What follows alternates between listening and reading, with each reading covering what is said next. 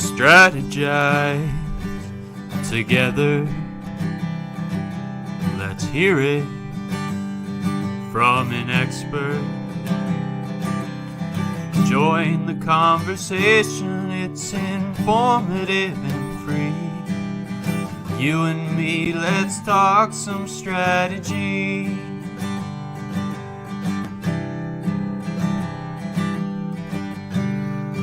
Now here's your host, Dorien Morin-van.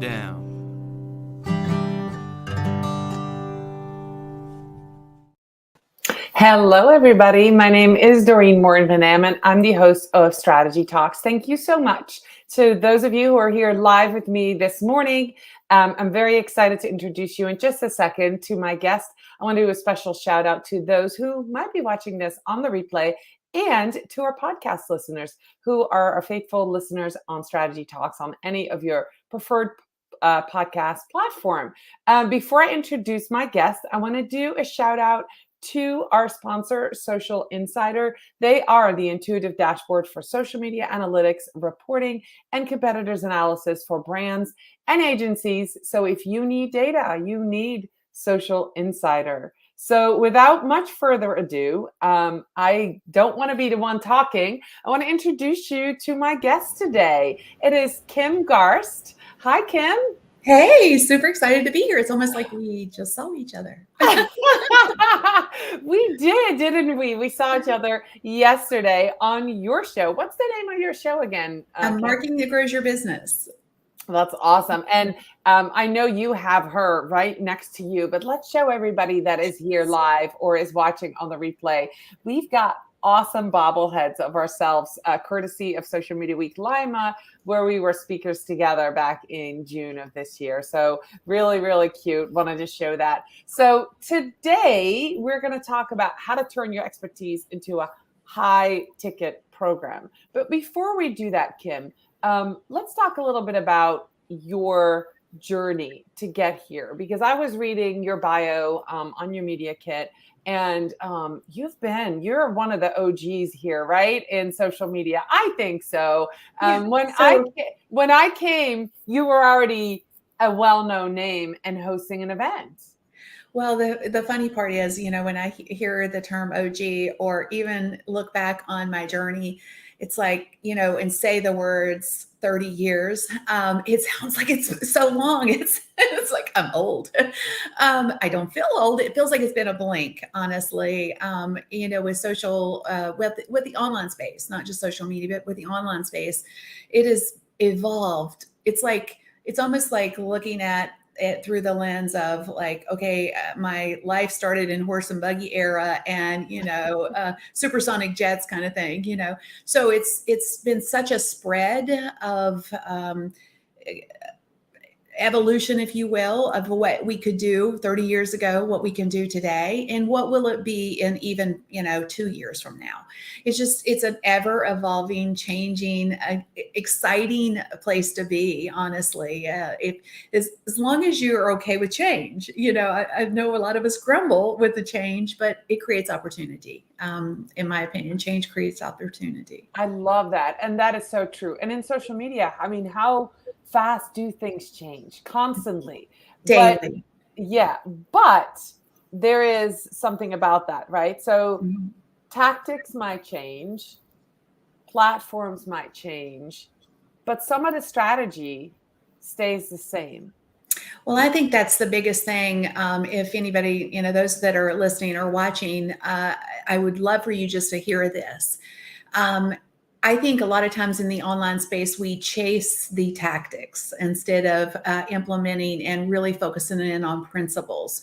Whether you call them shiny objects or not, tactics do change, but having principle things and foundational things that will never change. I think we need to circle back to that. And I think there's a lot of maybe a bigger movement, specifically with, I would call, marketers that have been around for a while. They're going back to things that, we had kind of laughed and said are not going to ever come back into play again, direct mail, for example. So tactics change and they'll evolve and they will sometimes circle back. but principles of marketing don't change. I love that. I love that. So we're going to dive right into what we're going to talk about today, how to turn your expertise into a high ticket program. But when we do that, so the first question I have for you is, your tagline on your website says make more money online, right? And what you're using is everybody is an expert in something, right? So how do you turn that into, how do you monetize that? But what's the process like? I mean, that's really what we're here to talk about, right? Because if you're a social media manager, you're probably an expert in content creation. If you're a blogger, you're obviously an expert in writing. If you're a business owner and you sell mugs, you're an expert in probably design or sales. So how do you bottle that? I guess that's the question that we're going to talk about, that I'm hoping you'll be able to answer for us today. Definitely. And this is also a shift. This is a change that I have seen in the evolution of packaging, to your point, packaging our knowledge. When we're a service provider and we have a level of expertise that we're selling, there's only so much of that we can sell. The only real way to scale a service-based business is to duplicate ourselves, which is difficult sometimes to find people that have the same skill set, or even if we could teach it, but the same desire that we have for our business. It's hard to duplicate ourselves, or charge more, which is also sometimes a bottleneck that you have to be competitive in the marketplace, right? So the third option really is to package your knowledge and sell it to the masses, which is usually has been in the form of a course. People will be like, well, I can take what I know and I can package it up and I can sell it. Well, having done this for years myself, I've sold millions of dollars of courses over the years. And what I have found is that it worked really well in the olden days, which really hasn't been that far back. I was going to say, how many years ago is the olden days in social media? 3, 5? Yeah, exactly. Yeah. In the olden days. But, literally, seriously, 3 to 5 years ago, I would even say 2 to 3 years ago, people were still buying courses at a rapid clip. But what was happening is, people, and I've done it, I bet you have too, and I challenge you to think and be honest with yourself when I say this, is we buy the thing, we're excited for the transformation that we're going to get, and we don't do the thing. We don't go through the course, or we don't implement, and therefore we don't get the result. And I think we've gotten smarter as consumers of courses or education, or trying to find the tactic or the latest thing that's going to help us. And we've realized that we don't do it on our own. So course sales are down tremendously. Sure. And the reason that I think we have to, one, understand that our knowledge is still valuable. So I don't want you to think, oh my gosh, well, I thought courses was my answer, and now you're saying they're not. It's just that we have to present an offer to our buyer that is going to get them to a place that they want to go. And I think that's why the high ticket program is the answer. And you're going to see a lot of people embracing this. In fact, so many, traditional, well-known course creators have already moved to what I call a hybrid model, which is a combination of 3 core things. It's, or at least the way I teach it, is 3 core things. It's still curriculum, some course content. So you have a process, a system, a structure, a thing that you're teaching. Yeah. And then knowing that most people aren't going to go through it, you have to, and then so curriculum, coaching, you have to step up and help people these days. There's no more DIY because people are not doing it themselves. So you have to do it with them. And then you have to have a community component so that they can be on the ride with others just like them. And this is the best part. So if you're selling your course, or whether you have a course or you were thinking about selling it for, okay, well, my competition's got a course and they're selling theirs for $497. This is the fascinating part about a hybrid or a high ticket program, is that you can charge way more for it because you're stepping into the equation.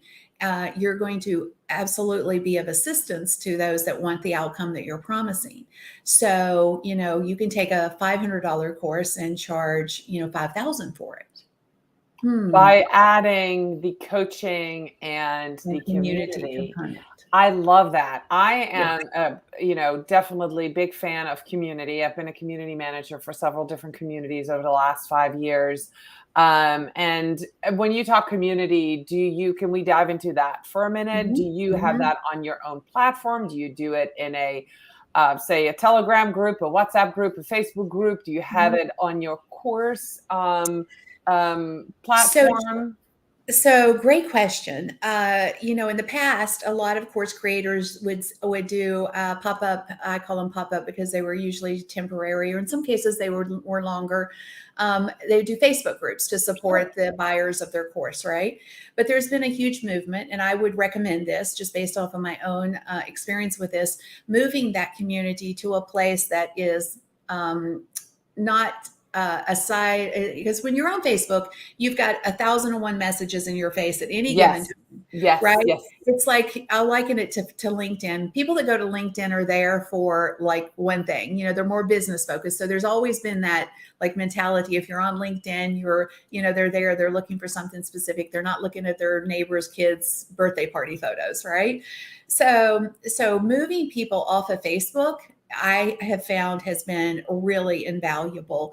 And, if you're going to share content and have resources and whatnot, it's very difficult for your users to, the people in the group to find that content. It's like a hunt and peck system, even with units and some of the new features that they have. I feel like content gets buried inside of a Facebook group. Sure. So we have moved our community to a tool called Tribe. As some people are using community, some people are using Telegram, there's different resources out there, but we chose Tribe. And not only do we have a standalone app for that, so you have an app for it, but we've been able to incorporate it into, because I have a authority creator app that I created for my new program. And I've been able to pull that community right into the app itself, my app, which makes it super simple for my students to log in one place and they have the community, they have the content, they have access to the coach as well, all in one place. So I think it just depends on what ultimately makes the most sense for you. But I would recommend, if at a first iteration, if what you have to do is do a Facebook group because you don't know how to do the rest, right. It's okay. Okay. It's okay. Okay. It will suffice. But if you want to have, hey, listen, I hear you, Kim. I definitely want my community off of Facebook. There's a lot of reasons, I think, beyond just the one where there's an intention grab, but there's other reasons too. Owning your own assets, I think, is a powerful thing. Obviously, Facebook changes things. Y'all know, I don't know if you know that or not, but yeah, we do. Well, I actually love that you're talking about this and owning all of this and putting this all together, but also the community part. And then I love that you say everything is in one place, because you and I talked about this yesterday on your show when we talked about agile marketing. It's almost like when you come to learn something, you don't want to be distracted. So in essence, you're offering your students a sprint, a time-boxed amount of time. They can go there. They're not distracted by, like you said, your neighbor's kid on a new bike or whatever it is. Mine is my detriment is the reels that are now showing on Facebook. Oh my gosh. Yeah. I go down the rabbit hole. So I love that it's time boxed. You're there. There's no distractions. And then they can say, I'm going to study for an hour, or I'm going to go through the material. And go ahead. I was just going to say, one of the value adds that's been really powerful of having this one-stop shop kind of thing is we teach social selling. And we just like teach it, but we have a infrastructure, a system for it. So like managing the conversations can be done inside of the app, seeing the conversation flow, moving them into a pipeline based on activities or things that they ask for. And so not only is it just a combination of learning environment where the content is, community as well, but it's the implementation pieces.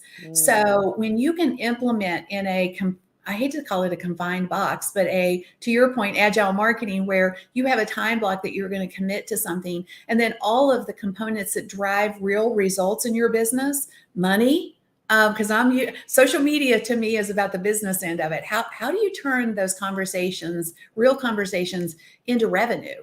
And so we built that out to where it's a part of the infrastructure of you, if you will, the app itself, so that people have one place to do the things that matter, that drive revenue for them.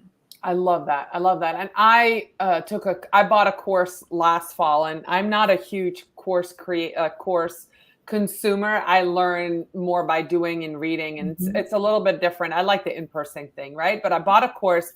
I wanted to get a certification, and I had to finish it in one weekend because I wanted the certification before I was speaking about something. And I literally had finished 20%.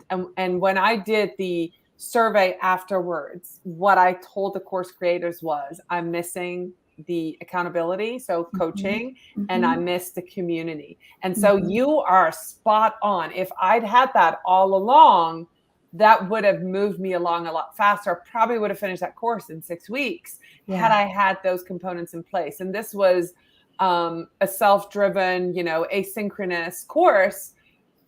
I mean, I would get a weekly update. Hey, you're at 20%. I got that for 6 months straight. So the fascinating part about this accountability is accountability. We all most people are not self-driven. I mean, be honest, we get sidetracked, you look out the window or, you get a phone call or whatever. So keeping the focus on the things that matter can be a challenge for us. I mean, especially creative people. I find that creative people struggle the most with focus. Sure. Because it's just a part of our nature, And so having accountability, I think comes in a couple of lanes. It's when you say something or you put yourself out there, you're in an environment where people can see, people can see that I'm doing the thing or I'm not doing the thing. And it gives us a push, an external push instead of that internal one that sometimes we lack. So having that external push of somebody it's if I don't log into the course and do the thing, nobody's going to know. Nobody's going to know. But when you're in an environment where other people are a part of the program and you see them taking action, guess what? They can see you not taking action. Well, and that comes back down to what we talked about yesterday as well, that daily stand-up meeting where you say, what did I do yesterday? What am I doing today? And where am I stuck? And when you say that out loud, and when you're in a community and you have to say to everybody, I'm stuck because I didn't do what I said I was supposed to do, somebody goes, well, I'll help you. I'll be your partner. I'll, review something for you. So I love this. So the 3 components of your program are it's the curriculum, the 3 C's, the curriculum, the coaching, and the community. Yes. Yeah, that's awesome. And just knowing how to set that up, goes all the way back to, what curriculum do you really need? What I find that the resource component, most people get hung up on tech. If you're really trying to teach something, the implementation pieces have to be thought out, and you have to provide at least enough of a leg up that they can do it on their own, or give them enough training ultimately so that they can get the thing accomplished. So, sometimes that curriculum layout, what does that look like? The coaching component, we know our stuff. We just have to be able to, have that, some sort of I do Q&As. I don't show up and dump a bunch more info on people. I want people to come to me and say, this is my situation. That's what matters to them, not what I would think would matter to them. And then I stay, sometimes our calls are 2 hours long. Once a week, we do Q&A calls. They can bring their questions. if they're stuck on a tech issue, I walk them through it. And then the community aspect is really fabulous because it's not just from an accountability perspective, but they see other people that they thought couldn't do the thing too. And they're like, oh, they're doing the thing. I can do that. If they can do it, I can do it. Yeah. So it's not the same. I want you to understand this. When you are the expert and you say to someone, well, if I can do it, you can do it. It's not the same. It is not the same feeling as if they see somebody just like them, kind of at the same stepping stone that they're at, and they see them taking the steps. They're like, okay, I can do it. I can do it, because they look at us and they see that we've already done it. Now, it's not that they don't want our help, but there's a deeper layer of feeling like they can do it if there's somebody beside them that's, at the same step they are. That's awesome. Thank you. That's real. So before we leave, I want people to know how they can find your community, your program, and how they can get started if they're ready to turn their expertise into a high ticket program. Where can they find you? Absolutely.